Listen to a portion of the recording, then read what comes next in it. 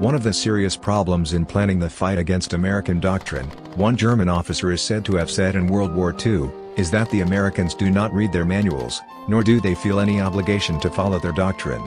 Even if that's apocryphal, it's accurate.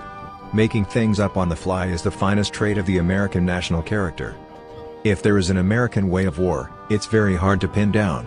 So this week I talked to a couple of people who have tried. One is Susanna V. Bloom, the Deputy Director of the Defense Program at the Center for a New American Security, who was previously the Deputy Chief of Staff to the Pentagon's resident futurist, former Deputy Secretary of Defense Robert O. Work.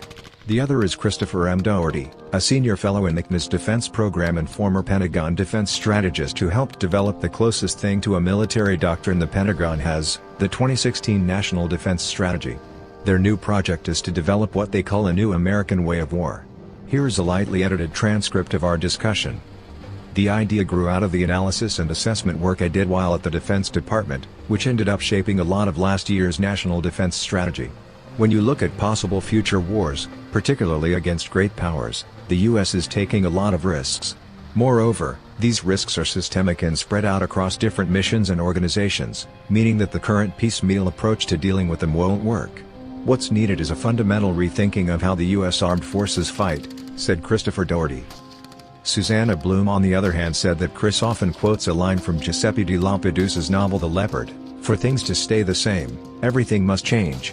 The US is fundamentally a status quo power, but in order to ensure that we can maintain, and improve upon, the status quo into the future, we need to substantially rethink the way the US military fights, given the strides our competitors have made in figuring out how to counter our advantages. Today we break warfare down into 5 domains: air, land, sea, space and information cyber. The US can no longer expect to maintain dominance in all. But in terms of Russia and China, where is the US most in danger? How, in terms of equipment and manpower, do we need to adapt to regain that dominance?